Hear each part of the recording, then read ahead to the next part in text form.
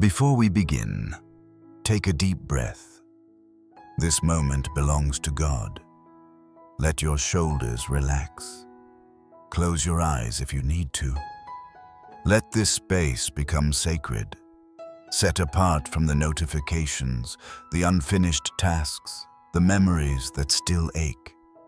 You've carried so much. Let this be where you lay it down. You are not here by accident.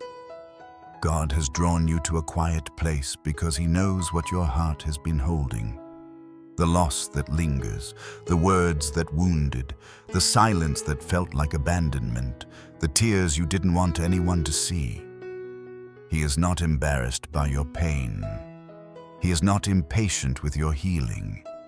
He is near, and He intends to restore. So exhale the heaviness. Inhale His nearness. This is not about pretending you're fine. It's about meeting the healer who knows you by name. A broken heart rarely announces itself. You can be laughing at a table full of people and still feel a hollow space inside. You can be responsible, high-functioning, even the strong one, and still find yourself staring at the ceiling at 2 a.m., asking, "Lord, what do I do with this ache?" Heartbreak takes many forms. For some, it was a goodbye that came too soon. For others, it was a betrayal you never saw coming. Sometimes it's a dream that unraveled, a door that never opened, a season that ended without closure. And sometimes it's the slow drip of disappointment, one drop at a time, until your soul feels thin. But the story of Scripture is not the story of a distant God watching people struggle. It is the story of a father who steps close, a shepherd who sounds the wounded, a savior who weeps at gravesides and then speaks life. The same God who shaped galaxies counts your tears. The same hands that hold the world are steady enough to hold your heart.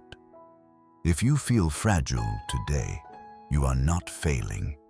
You are human. And your humanity is not a barrier to God. It's the very place He loves to meet you. In Psalm 34:18, God's nearness in real pain. The Lord is near to the brokenhearted and saves those who are crushed in spirit. David wrote these words out of lived pain, not theory. He knew fear, loss, and danger, and yet discovered this: God doesn't step back when we break. He steps closer. Near means present, attentive, responsive. When your spirit feels crushed, pressed by grief or disappointment, you're not disqualified from God's help. You're a candidate for it. His nearness isn't a feeling you must manufacture. It's a promise you can trust. When emotions fluctuate, His proximity does not. How to receive it? Whisper simple, honest prayers. God, I don't know how to fix this, but I need you near. Honesty is the open door to His comfort. Psalm 147:3. God heals and binds. He heals the brokenhearted and binds up their wounds. The verb binds pictures a careful physician wrapping what's torn so it can mend correctly. Healing is often a process, not a switch. God doesn't rush your recovery or shame your pace.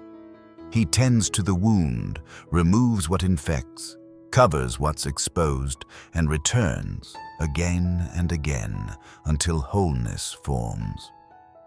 How to receive it? Let Him redress the wound daily.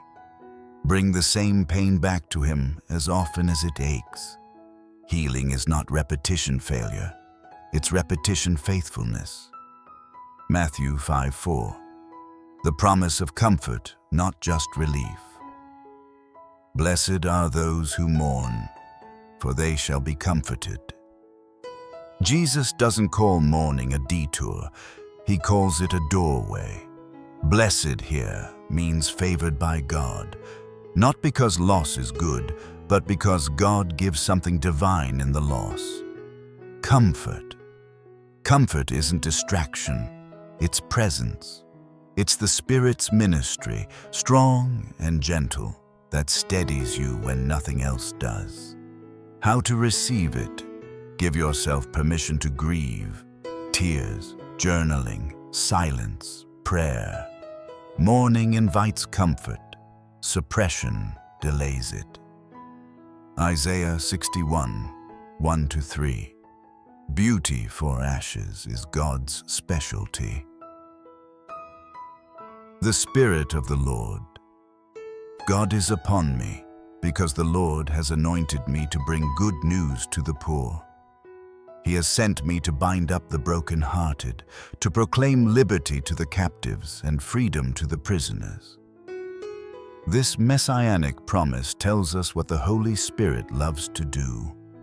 Bind what's broken, free what's captive, and exchange what weighs you down for what lifts you up. Means God doesn't just sweep up debris, He rebuilds beauty. He doesn't call you to pretend. He calls you to exchange heaviness for praise, despair for hope. How to receive it? Practice daily exchanges in prayer. Lord, I hand you my ashes of Ahiai. I receive your beauty, your perspective, your peace, your promise. 1 Peter 5:7. Casting is active trust. Cast all your anxiety on Him because He cares for you. Cast is a decisive motion, like shifting a heavy pack from your shoulders onto someone stronger. This isn't passive resignation, it's active transfer. Why does this work? Because He cares, not in general, but for you. The cure for chronic internalizing is continual casting. How to receive it? When anxious thoughts spike, turn them into one-sentence handoffs. Jesus, I cast this meeting, this memory, this fear on you. Matthew 11:28-30. Soul rest, not just time off. Come to me, all you who are weary and burdened, and I will give you rest.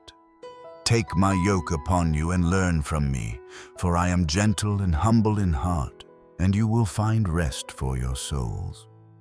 For my yoke is easy, and my burden is light. Jesus doesn't offer mere distraction. He offers rest at the level where exhaustion begins, the soul. His yoke, His way, His presence, His pace is easy and light because He shoulders the weight. Broken hearts often sprint or shut down. Jesus trains us to walk with Him instead, steady, honest, carried. How to receive it?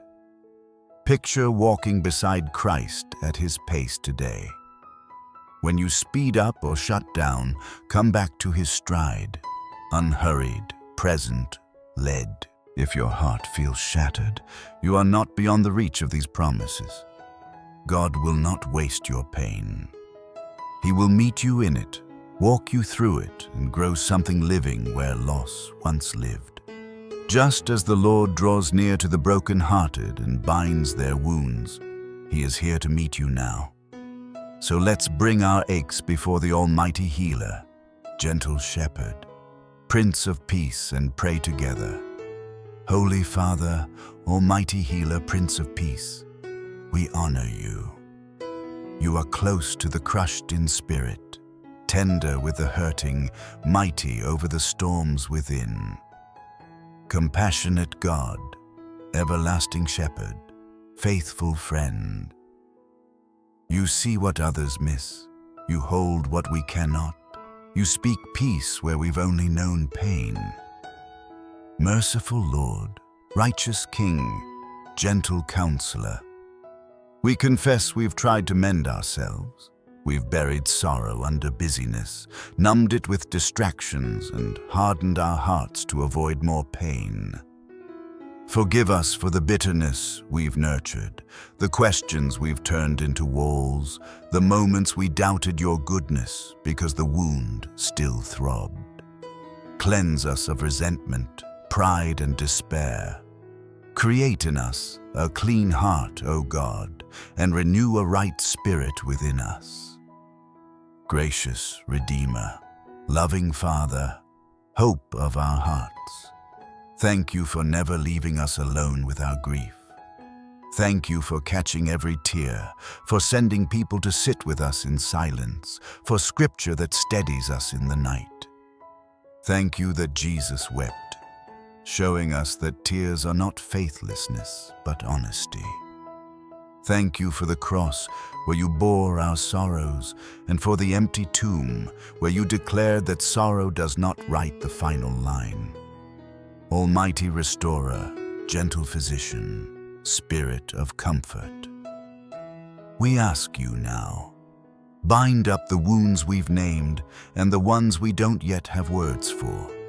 Heal the raw places from betrayal, soothe the ache of loss, lift the heaviness that has lingered too long.